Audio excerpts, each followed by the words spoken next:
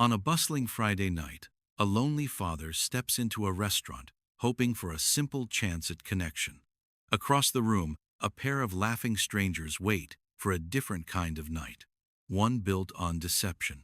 But when the first hello lands at table 12, the evening veers wildly off script, and what was meant to be a casual prank ignites a chain of choices that none of them are prepared for. Before we continue, I want to know something. Wherever you are in the world right now, whatever brought you to this story today, would you take a moment and write in the comments where you're watching from? Maybe you're curled up at home, or on a lunch break, or riding the bus through your city. I'd love to know. Your presence here matters. Marcus was 42 years old, though most days he felt much older. The kind of tired that settles into your bones when you've been both mother and father for 6 years straight. His daughter Emma was 9 now, growing faster than he could keep up with, asking questions about makeup and friendship drama that left him fumbling for answers he'd never learned to give. His late wife, Sarah, had been gone since Emma was 3. Cancer had taken her slowly, then all at once, leaving Marcus with a mortgage, a daughter who still cried for her mama some nights, and a loneliness so vast it had become like furniture in his life, something he moved around but never really looked at anymore. He hadn't been on a date since Sarah died, hadn't even considered it until his co-worker James had worn him down over months of gentle pestering. "Just coffee," James had said. "Just meet someone. You deserve to be happy again, man." Finally, Marcus had agreed to let James set him up with someone. A blind date. It felt ridiculous at his age, but also somehow necessary, like physical therapy for a heart that had atrophied. What Marcus didn't know was that James's younger brother Tyler and his friend Brett had overheard the plan. Tyler, 23 and cruel in the casual way of young men who'd never really suffered, had thought it would be hilarious to interfere. To set up the lonely single dad with someone completely wrong. Someone they could film and mock and turn into content for their social media followers who fed on humiliation disguised as humor. They'd created a fake profile. Found someone they deemed unworthy of Marcus, or any man really. Someone whose only crime was existing in a body that didn't match their narrow definition of acceptable. Her name was Claire. And yes, she was a large woman, but she was also a person with hopes and fears and a heart that had been broken by this world's cruelty more times than she could count. Tyler and Brett didn't think about that part. They only thought about the views. Marcus stood near the hostess stand, scanning the restaurant. James had shown him a photo, or what he thought was the real photo. A woman with kind eyes and an easy smile. He was supposed to meet Jennifer, a teacher who loved hiking and old movies. He was nervous but hopeful in the fragile way of someone testing whether joy might still be possible. Claire sat at table 12, her hands folded in her lap, trying to take up as little space as possible despite her size. She'd been told by a message from someone claiming to be Marcus that he was running late, to please wait at the table. She'd almost canceled 3 times. Online dating had been nothing but a series of small cruelties for her. Messages that started nice then turned vicious when men saw her full pictures. Dates who never showed up, laughter from across restaurants. But something about the messages from this Marcus had seemed different. Genuine. So she'd come, wearing her favorite blue dress, having spent an hour on makeup she rarely bothered with anymore, hoping against her better judgment that maybe this time would be different. Tyler and Brett watched from their corner booth, phone cameras angled perfectly. The hostess approached Marcus. "Are you meeting someone?" "Yes, a woman named Jennifer. She might already be here." The hostess looked confused, checking her list. "I don't have that name. But there is a woman waiting alone. Table 12. Maybe there was a mix-up with the reservation name?" Marcus nodded, his heart beating faster. He walked toward table 12, and that's when he saw Claire. She looked up, and their eyes met. And in that split second, Marcus saw the hope in her face, and then immediately, the fear, the bracing for rejection she'd learned to carry like armor. "Marcus?" she said quietly, her voice barely audible over the restaurant noise. He hesitated, just for a moment, confusion crossing his features. This wasn't the woman in the photo. Something was wrong, but he also saw something else. The way her shoulders had already started to curve inward protectively. The way her smile was fading before it had fully formed. He recognized that posture. Emma did the same thing when she expected to be disappointed. Across the room, Tyler whispered to Brett, "Here we go. Watch him bail." But Marcus didn't bail. He stepped forward and smiled. "Claire?" "Yes," she said, and he could hear the question in it, the waiting for the excuse, the exit. He sat down. "I'm sorry I'm late. Traffic was terrible." He wasn't late, but the lie was kind, and it gave them both a moment to breathe. Claire's hands were shaking slightly as she reached for her water glass. I think there might be some confusion. Were you expecting to meet someone else? It's okay if you were. This happens sometimes." Marcus looked at her carefully. Really looked. There was intelligence in her eyes, and sadness, and a kind of weary dignity. He thought about the photo he'd been shown. He thought about Tyler and Brett, who he'd noticed smirking in the corner. Phones out. The pieces came together slowly. This was a setup. Not James's kind attempt at helping him heal, but something meaner. A joke at someone's expense. At Claire's expense. At his. The decent thing, maybe, would have been to explain, to apologize and leave. But Marcus had been on the receiving end of the world's casual cruelty enough times to recognize it. The pitying looks after Sarah died. The way other parents at school events spoke a little too loudly about their complete families. The loneliness of being edited out of a world that moved in pairs. So instead, he did something else. "No confusion," he said gently. "I'm exactly where I'm supposed to be." Claire searched his face, looking for the trap, the joke, the cruelty she'd learned to expect. "You don't have to do this. I know how these things go. It's okay." "Do you like Italian food?" Marcus asked, opening his menu. "I haven't been to a nice restaurant in about 6 years. I have no idea what half these words mean."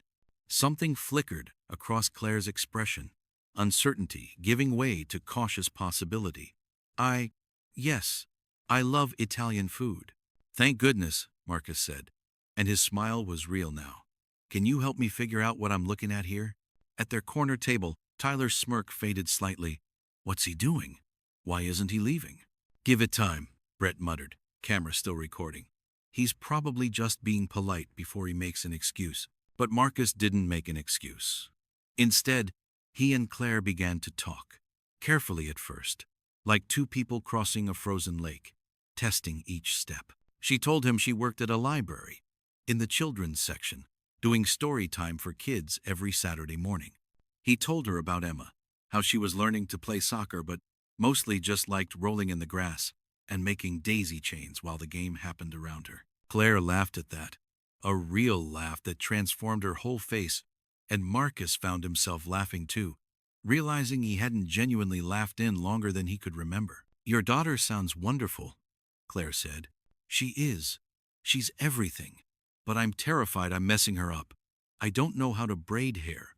I can barely manage a ponytail. And she's starting to ask questions about things, girl things, and I just freeze up like a useless statue." Claire nodded thoughtfully. "You know what the kids at the library love most? When parents show up and try, even when they're scared, even when they're bad at things. It's the trying that matters." Something in Marcus's chest loosened. "I hope you're right." The waiter came and they ordered. Marcus got spaghetti because it was the only thing he recognized, and Claire ordered chicken marsala, apologizing for choosing something expensive until Marcus insisted he didn't care about the price. They were really talking now, the conversation flowing easier. She told him about her degree in literature, how she'd wanted to be a writer once but lost her nerve. He told her about his job in construction, how he'd wanted to be an architect but life had taken different turns. "Do you ever regret it?" Claire asked. "The turns, I mean. The paths you didn't take." Marcus considered this, twirling pasta on his fork. "I used to, especially after Sarah died. I'd think about all the things that went wrong, all the choices that led to me being alone, raising a daughter by myself, barely keeping my head above water. But Emma, she told me something once. She said, 'Daddy, I like our life because it's ours.' Just like that. 7 years old at the time, and I realized she was right. Regret doesn't change anything. It just takes up space where other things could grow." Claire's eyes had gone bright with unshed tears. That's beautiful. She's smarter than me, Marcus said softly. Across the room, Tyler was getting frustrated. This is taking too long. They're actually having a good time. This isn't what's supposed to happen. The reveal will be better, Brett said, but he sounded uncertain now. When she finds out it was a fake profile, that'll be the real content. But something was shifting in the restaurant that neither of them had planned for. Something real was happening at table 12. Claire had spent so many years being invisible or being a punchline that she'd forgotten what it felt like to be seen. But Marcus was seeing her, asking about her favorite books, listening when she talked about the fantasy novels she loved, the ones where ordinary people discovered they were capable of extraordinary things, not making jokes about her appearance or her size, just being present, being kind. Can I tell you something? Claire said, her voice dropping lower, more vulnerable. I almost didn't come tonight. I've had so many bad experiences with this kind of thing. People can be really cruel when they think you don't deserve basic decency. Marcus set down his fork. I know something about that. Different reasons, maybe, but I know what it's like when the world decides you don't fit the right shape anymore. After my wife died, I became this thing people didn't know what to do with. The tragic widower, the project, the reminder of what could go wrong. People stopped inviting me places because I made couples uncomfortable. I was the wrong number for dinner parties. I'm sorry, Claire said, and meant it. I'm sorry too, Marcus replied, for whatever people have done that almost kept you from coming tonight. They held each other's gaze for a moment, and something passed between them. Recognition. The understanding of people who'd both been hurt by a world that preferred easy stories and comfortable packages. The meal continued. They shared a dessert, tiramisu, that Claire said was the best she'd ever tasted. Marcus told her about Emma's obsession with frogs, how their apartment was now filled with frog figurines and frog books and drawings of frogs covering every surface. Claire told him about her cat, Mr. Darcy, who was 17 years old and had the attitude of a Victorian nobleman. They talked about movies and music, about childhood dreams and adult realities, about the small joys that kept you going when everything felt heavy. Claire described the way sunrise looked from her apartment window. Marcus talked about the feeling of Emma's hand in his when they crossed the street, how she still reached for him, even though she pretended to be so grown up. Time disappeared the way it does when connection overrides consciousness. The restaurant had started to empty out. Tyler and Brett were still watching, but their amusement had curdled into something else. Confusion, maybe even the first stirrings of shame, though they'd never name it that. Finally, the check came. Marcus paid without hesitation, waving off Claire's offer to split it. They walked out together into the cool evening air, and for a moment, they just stood there on the sidewalk, neither wanting the night to end. I had a really lovely time, Claire said, and her voice carried surprise in it, like she couldn't quite believe it was true. So did I, Marcus said. Really? Would you maybe want to do this again, actually get to know each other more? Claire bit her lip. The hope and fear were warring in her expression again. Marcus, I need to ask you something, and I need you to be honest with me. Did you know what I looked like before tonight? Because the profile I saw, your pictures, I don't know. Something feels off. And I need to know if this is real or if this is some kind of joke I'm not in on yet. Marcus's jaw tightened. This was the moment. He could lie, could protect the illusion, could let this fragile thing continue on false foundation.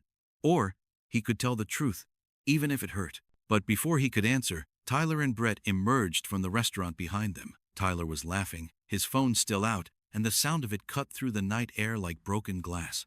Oh man, this is perfect, Tyler said, apparently not caring or not noticing that Marcus and Claire could hear him. Did you get all of it? The way he actually stayed? That makes it even funnier. Playing the nice guy with the fat chick. Claire's face went pale. All the light that had been growing in her eyes throughout the dinner extinguished in an instant. She turned to Marcus, and he saw the betrayal there, the confirmation of every fear she'd carried into that restaurant. Claire, Marcus started, but she was already backing away. I'm so stupid, she whispered. I knew it. I knew it was too good to be real. No, please, let me explain, Marcus said. But Tyler's voice cut through again. Dude, you actually ate a whole meal with her. That's commitment to the bit. Wait till my brother hears about this. And that's when something in Marcus broke open. Not the fragile, tentative thing that had started to heal over dinner. Something older and deeper. The part of him that had held Emma while she cried for her mother. The part that had endured condescending sympathy and performative kindness and the world's shallow judgments. The part that knew what it meant to be treated as less than human. He turned away from Claire and walked straight to Tyler. His voice, when he spoke, was quiet but carried the weight of every ounce of dignity he possessed. You think this is funny? You think setting up two people who are just trying to find a little happiness in this world, you think that's entertainment? Tyler's smirk faltered. Bro, relax. It's just a prank. For content. Content, Marcus repeated, and the words sounded like ash in his mouth. You turned someone's feelings into content. Do you have any idea what it takes to be vulnerable enough to show up for a date when you've been hurt before? Do you have any concept of the courage that requires? Brett shifted uncomfortably. Man, we didn't mean anything by it. It's just, people think this stuff is funny. What people? Marcus asked. People who've never been lonely? People who've never lost someone? People who've never been judged for existing in the wrong body, or the wrong situation, or the wrong life? His voice was rising now, not with anger, but with something more powerful. Moral clarity. That woman in there, Claire, she showed up tonight with hope. Real hope. Despite every reason not to. And you wanted to humiliate her for that. You wanted to turn her hope into a joke. Tyler's phone was still in his hand, but it had lowered. It's not that deep, man. It is exactly that deep, Marcus said. Every single interaction we have with another human being is that deep. Every moment we choose cruelty over kindness, judgment over compassion, that is exactly that deep. You don't get to decide it isn't just because you've never been on the receiving end. He turned back to find Claire, but she was gone. Disappeared into the night, fled from the humiliation, from the confirmation that the world was exactly as cruel as she'd learned it to be. Marcus's heart sank. Claire, he called out, looking up and down the street. But she'd vanished. He spun back to Tyler and Brett. Which one of you set up the fake profile? How did you contact her? Tyler's smugness had completely evaporated now. He looked young suddenly, and uncertain. There's an app. We just found someone and messaged her, saying we were you. Said you wanted to meet. Give me your phone, Marcus demanded. What? No, dude. Give me your phone right now, or I'm calling your brother and telling him exactly what you did. And then I'm posting about this myself. Let's see how funny your followers think it is when they know the whole story. Tyler, perhaps recognizing that he'd lost control of his own narrative, reluctantly handed over his phone. Marcus scrolled through the messages until he found the conversation with Claire. There was her number, her address too, which she'd sent over earlier in the conversation, saying she was happy to meet somewhere close to his neighborhood to make it easier. Marcus memorized the address and shoved the phone back at Tyler. Delete the footage. All of it. Come on, man. Delete it, or I will make your life very difficult. I work construction. I know a lot of people. I'm not threatening you. I'm promising you that if you post anything from tonight, there will be consequences. Not violent, not illegal, but social consequences. Your brother will know. Your friends will know. Your family will know. You will be known as the person who gets joy from hurting people. Is that the content you want to create? Brett was already deleting. It's gone, man. It's gone. We're sorry, okay? We didn't think. No, Marcus said quietly. You didn't. And that's the problem. He left them there on the sidewalk and went to his car. Claire's address was across town, about 20 minutes away. He had no idea if she'd want to see him. Had no idea if he could fix this. But he had to try. Because something real had happened at that table. Something neither of them had expected. And it deserved better than to end in cruelty and misunderstanding. The drive felt longer than it was. Marcus rehearsed what he'd say, then abandoned every rehearsal because none of it captured the truth. The truth was messy. The truth was that, yes, he'd been set up, but also that he'd chosen to stay. That the night had started as someone else's joke, but had become something genuine.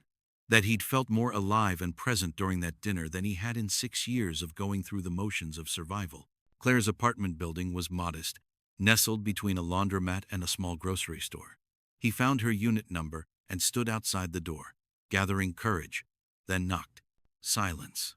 Then, her voice, thick with tears. Go away. Claire, please.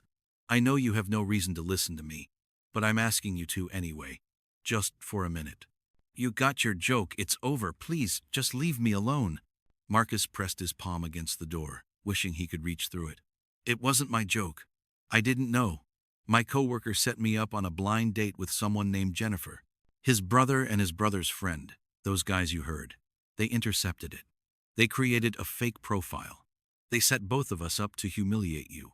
I didn't know until I saw them watching us in the restaurant. A long pause. Then why did you stay? If you knew it was a setup, why didn't you just leave? This was the question that mattered. The only question. Marcus closed his eyes. Because when I sat down at that table and saw you, I saw someone who expected to be hurt. Someone bracing for rejection. And I recognized that feeling, because I live with it every day. And I thought, maybe I can choose something different. Maybe I can be kind, even when the situation is designed for cruelty. And then, Claire, then we started talking, and it stopped being about defying someone else's joke. It became real. You became real to me. Another silence. Marcus held his breath. The door opened slowly. Claire stood there, her makeup smeared from crying, still wearing the blue dress, her eyes red and wounded. How do I know you're telling the truth? How do I know this isn't just another layer to the joke? You don't, Marcus admitted. You have to decide whether to trust me, and that's completely unfair, because you don't know me, and you have every reason not to trust anyone right now. All I can tell you is what's true for me. Tonight was the first time in 6 years I felt like a person instead of just a father or a widower or a project. You did that. You saw me, too. I know you did. What we had at that table, that wasn't fake. Not for me. Claire's arms were wrapped around herself protectively. Do you know what it's like? To constantly be the punchline? To have your body be the joke before anyone even knows your name? I thought, maybe this time. This one time. Someone saw past it. Saw me. I do see you, Marcus said gently. I see someone who's brave enough to keep showing up even when the world keeps letting her down. I see someone who lights up when she talks about children's books, and who named her cat Mr. Darcy, and who made me laugh for the first time in longer than I can remember. I see someone I want to know better, if you'll let me. A tear rolled down Claire's cheek. I want to believe you. Then believe me, Marcus said. Or don't, but give me a chance to prove it. Not tonight. You don't owe me anything tonight. But maybe, when you're ready, we could try again. A real date. One that nobody set up or sabotaged or filmed. Just two people who connected over terrible Italian food. The smallest smile flickered at the corner of Claire's mouth.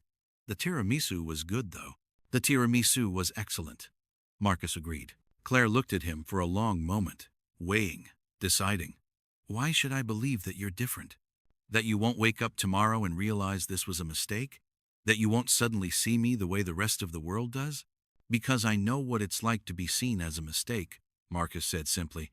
Because I know what it's like when people look at your life and decide it doesn't match what they think it should be. My wife died, and suddenly I was broken to people. Damaged goods. A single father who couldn't possibly know what he's doing. People see what they want to see, and they miss what's real. But I'm trying every day to see what's real. To see people as they are, not as the story I tell about them. And what's real, Claire, is that I had a wonderful time tonight. That I want to hear more about your favorite books and your cranky old cat and what the sunrise looks like from your window. That's what's real to me. Claire drew in a shaky breath and let it out slowly. One more chance. But Marcus, if this is anything other than what you say it is, if there's any meanness hiding behind this, I need you to tell me now, because I can't take another disappointment. I'm full up on those. No meanness, Marcus promised. No hidden agenda. Just honestly wanting to see where this goes. She nodded slowly. Okay, one more chance. But not tonight. Tonight I need to process this and remember how to trust my instincts again. That's fair. Completely fair. Would it be okay if I called you in a few days? Claire hesitated, then nodded again. Yes, a few days. That would be okay. Marcus smiled, and it was full of relief and hope and the tentative joy of something that might still be salvaged. A few days. I'll wait for a few days. And then I'll call, and we'll start over. The right way. The right way, Claire echoed, and this time her smile reached her eyes. Marcus left her apartment building walking on air, despite everything. Despite the cruelty of the setup. Despite the humiliation Claire had endured. Despite how easily it all could have ended in permanent hurt, something had survived. Something fragile but real. 3 days later, he called. They talked for 2 hours, sprawled on their respective couches, phones pressed to their ears like teenagers. They planned a second date, then a third. Marcus introduced Claire to Emma, terrified it would go wrong. But Emma loved her immediately, especially when Claire showed up with a book about a frog princess that became Emma's new obsession. Claire met Emma's questions about her size with simple honesty. Some people are tall, some are short, some are big, some are small. We're all just living in the bodies we have, doing the best we can. And Emma had accepted that with the easy grace of children who haven't yet learned to be cruel. Months passed. Marcus and Claire built something real, brick by brick, conversation by conversation. They learned each other's rhythms, how Claire needed quiet mornings with her coffee, and how Marcus stress cleaned when he was worried. They learned each other's wounds and how to be gentle with them, how Claire flinched at certain jokes, and how Marcus sometimes retreated into silence when things got hard, still half expecting loss. They learned, slowly, that love after trauma is possible, that hearts can heal even when they're convinced they can't, that showing up again and again, with honesty and courage, creates something sturdy enough to lean on. Tyler, for his part, never posted the video. He'd tried to laugh it off at first, but his brother James had found out what happened, and the conversation that followed changed something in him. He saw, perhaps for the first time, the difference between humor and cruelty, between content and conscience. He never apologized directly to Claire, but he stopped making those kinds of videos. It wasn't redemption, exactly, but it was a start. One evening, almost a year after that first disastrous setup, Marcus and Claire sat on a bench in the park while Emma played on the swings. The sunset painted everything gold, and Claire's hand was warm in his. "Do you ever think about how we started?" Claire asked. "How it was supposed to be the worst night, and it somehow became the best?" "All the time," Marcus admitted. "I think about how close we came to never happening. If I'd walked away, if you'd refused to open the door." "What made you stay?" Claire asked. "Really? At the restaurant. You could have left." Marcus watched Emma, fearless and laughing as she pumped her legs higher on the swing. "I stayed because I'd forgotten what it felt like to choose something instead of just surviving it. Everything since Sarah died had been about getting through the grief, getting through the day, getting through Emma's questions and my own loneliness. But when I sat down at that table and saw you, I saw a choice, a chance to be kind when the world expected cruelty. And then it became more than that. It became a chance to be alive again." Claire leaned her head on his shoulder. "I'm glad you stayed." "Me too." Emma ran over, breathless and grinning. "Claire, Dad, did you see how high I was going? I was practically flying." "You were amazing," Claire said. And Emma beamed, then ran back to the swings. Marcus looked at Claire, this woman who had taken a chance on him despite every reason not to, who had let him into her life and her heart, who loved his daughter and made him laugh, and reminded him that joy was still possible. "I love you," he said. Simple, true. "I love you too," Claire replied, and the words settled into the space between them like a promise. The world would still be cruel sometimes. People would still judge and misunderstand and choose easy stories over complicated truths.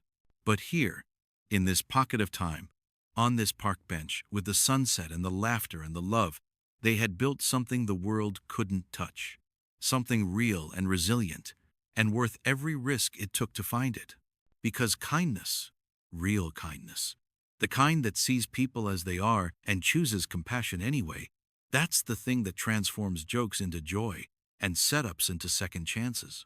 That's the thing that reminds us we're human, all of us, stumbling through our lives, deserving of tenderness and grace. And sometimes, when we're brave enough to offer that grace to others, we discover it's been waiting for us all along.